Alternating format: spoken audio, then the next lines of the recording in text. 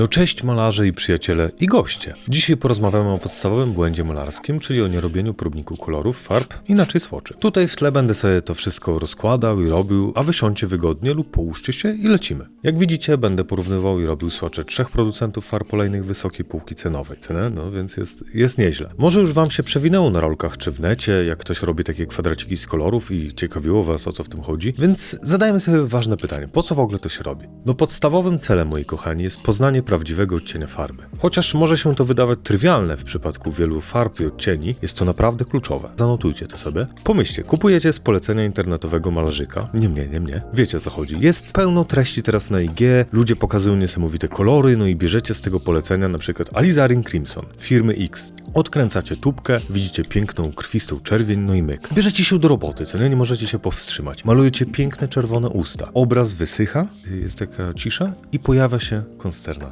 Jak myślicie, o co chodzi? Dlaczego moje usta wyglądają jak pokakale? No niestety, no i właśnie dochodzimy do sedna. Już abstrahując od tego, że w necie artyści przekłamują kolory za pomocą color gradingu i wiecie, filtrów, żeby były bardziej zachęcające, no to wszystkie farby, niezależnie od tego, jaki macie kolor napisany na tubce, czy nawet jaki jest pokazany na niej, to pod wpływem wysychania te farby zmieniają mniej lub bardziej swój kolor. Wiecie o co chodzi, że one będą się różnić po wyschnięciu, nawet naprawdę na top primo. No nie licząc kilku kolorów, bo są takie, które wyglądają rzeczywiście bardzo poważnie, bardzo dobrze w sensie.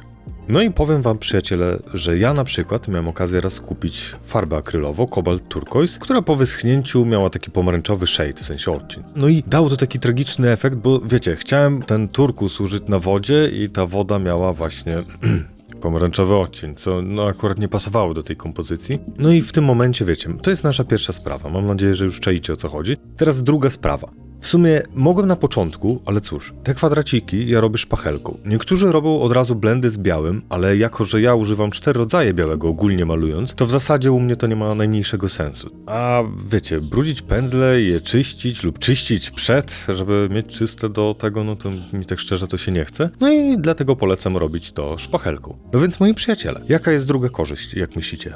No otóż poznacie prawdziwe krycie farby. Ja wiem, że producenci w swojej wspaniałomyślności piszą elegancko na opakowaniu, jak rzekomo farba jest kryjąca. Jednak, jeśli jesteście już lekko doświadczeni, mogliście zauważyć, że jedna farba kryje bardziej od drugiej, niezależnie od tego, czy obie są przedstawione jako przezroczyste, półprzezroczyste lub kryjące. Rozumiecie, o co chodzi. No i rozmasowując farbę szpachelką, możecie zrobić takie fale jak ja, dzięki czemu za jednym posunięciem widzę, jak moja farba jest przezroczysta na cienko i jak kryje na grubszej warstwie. Oczywiście ma to wpływ na odcień farby, co jest dobrym posunięciem, dzięki czemu nie trzeba miksować tego z białym właśnie. To jest taki lifehack. Kochani, pamiętajcie tylko, że przy próbnikach kolorów warto korzystać z bieli i tutaj mam na myśl biel taką, wiecie, neutralną lub taką biel, jaką będziecie używać na większości waszych obrazów, czyli na jakimś podobraziu lądujemy i tak dalej. Ja używam mojego specjalnego papieru, który nie pije oleju, a wy, no cóż, możecie korzystać z płótna albo jakiegoś podobrazia czy tablicy malarskiej, nie polecam tego. No ale wiecie, o co chodzi. Możecie mnie też zapytać w komentarzu, o co chodzi z tym specjalnym papierem pod farby olejne. To jest autopromocja. No i trzecia sprawa, kochani, po co w ogóle się robi te próbniki? No to sprawdzimy odporność na światło. Ja wiem, że producenci wszyscy dumnie umieszczają 50 gwiazdek światłotrwałości, o ile ma to jakieś przełożenie w wysokiej półce farb, to już w tańszych, niestety niekoniecznie. Warto bowiem wiedzieć jedno. W końcu, jak będzie wyglądał wasz obraz po kilku miesiącach w świetle? No i zadamy sobie pytanie, czemu? Wyobraźmy sobie statystycznego malarza, tworzy swój obraz, robi jego zdjęcie do portfolio, pod sprzedaż na necie oczywiście, no i robi jego nagranie pod rolki socjale, nie? W sensie tego obrazu, nie siebie. Odstawia go sobie w jakiś kąt, dociera tam, wiecie, trochę światła. W końcu po kilku miesiącach sprzedaje obraz, idzie typ pakować dzieło, a tu się okazuje, że kolory totalnie się różnią od tego, co jest na zdjęciu. Oczywiście na to może mieć wpływ kilka czynników, nie tylko farba i medium, z jakiego korzystacie oczywiście. No i zapraszam do odcinka o tych mediach i tak dalej, o ile się pojawi. W każdym razie, moi widzowie, jest lipa, no bo nabywca to zaakceptuje albo malarz ma zwrot. No, więc pamiętajcie, że tylko w przypadku obrazów na zamówienie nie musicie przyjmować zwrotów, chociaż na pewno spalicie sobie klienta i jego znajomych na wieki. No i mamy jeszcze drugi przykład. Sprzedajemy bardzo szybko nasze dzieło. Wysyłamy nasz piękny obraz, ciesząc się jak małe dzieci, no wiecie, z zastrzyku gotówki i po kilku miesiącach ktoś oznacza was w poście, że jesteście oszustami, obraz nie wygląda tak, jak wyglądał, gdy go kupił, na przykład, bo powiesił go, wiecie, w nasłonecznionym miejscu. Ja wiem, że teoretycznie werniksujecie pracę i problem z głowy. Jednak niektórzy, w tym ja, znając właściwości farb, lubią przeplatać teksturę, połysk i matowe elementy w obrazie i nie ma opcji, aby jednym werniksem dało się to zabezpieczyć. No i właśnie to też jeden z celów, dla których się kupuje droższe farby, żeby właśnie nie trzeba było werniksować tych obrazów, nie licząc oczywiście monopigmentów i tak dalej, ale o tym szerzej pogadamy kiedy indziej, bo się za bardzo już rozgaduję. Dobra, kochani, wracając do tematu. To rozwiązanie jest dość proste i powinno się robić to niezależnie, czy werniksujesz, czy nie, taki wiecie, test. Robicie ten próbnik, dajecie go w półcień, czyli nie od razu na pełne słońce, tylko wiecie, takie lekkie półświatło i po kilku tygodniach widzicie różnicę. Oczywiście możecie zrobić dwa próbniki, jeden dać w cień, a drugi, wiecie, w jasne, to serio zobaczycie naprawdę różnicę. Oczywiście wiecie, nie na wszystkich kolorach, tylko na poszczególnych pigmentach. Najczęściej, tak szczerze, to na czerwonych i żółtych, z tego co sam zauważyłem.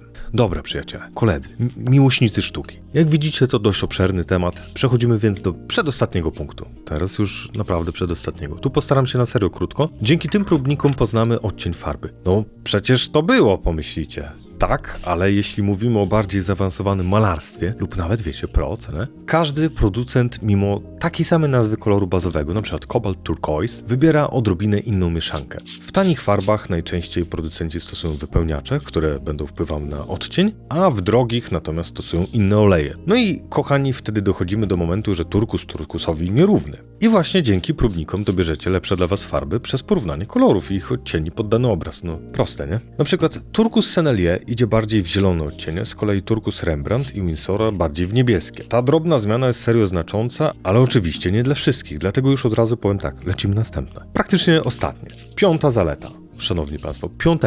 Poznajemy prawdziwą połyskliwość farby. W sensie, czy farba jest błyszcząca, jak lustro, czy lekko, czy jest matowa. Ja wiem, że na niektórych farbach jest to napisane, ale nie na wszystkich tubeczkach. Ja nie werniksuję swoich obrazów, o tym już powiedziałem, więc nie będę już wspominał. Wracając do tematu, nie ma nic gorszego niż błyszczące fragmenty obrazów przeplatające się z matowymi. Wiecie, że chodzi o taki efekt, że wygląda to trochę jak taka mozaika. O ile chcecie uzyskać taki efekt, że jakoś zaakcentować figurę, głębię czy coś i robić to celowo, to wszystko rozumiem. Ale obraz nieraz przypomina taką mozaikę przez te dosłownie placki błyszczące i matowe. Chyba wiecie, o co chodzi, nie? Oczywiście oprócz samych farb ma na to wpływ także, rzecz jasna, media, ale to podpowiem wam jedno. Jak farba jest wyjątkowo gęsta i ledwo wyciska się z tuby, tu bez różnicy, czy to farba olejna lub akrylowa, to na 99% będzie matowa po wyschnięciu. Szczególnie widać to po Prussian Blue. W każdym razie, robiąc te słocze, możecie właśnie to przewidzieć, dobierając farby do sesji lub konkretnego projektu. No i to tyle. Dzięki, że tu byliście. Miłego malowania. Pamiętajcie, testy robi się krócej niż obraz. Mam nadzieję, że się podobało, dlatego zostawcie jakiś like czy co tam i pa. Do następnego.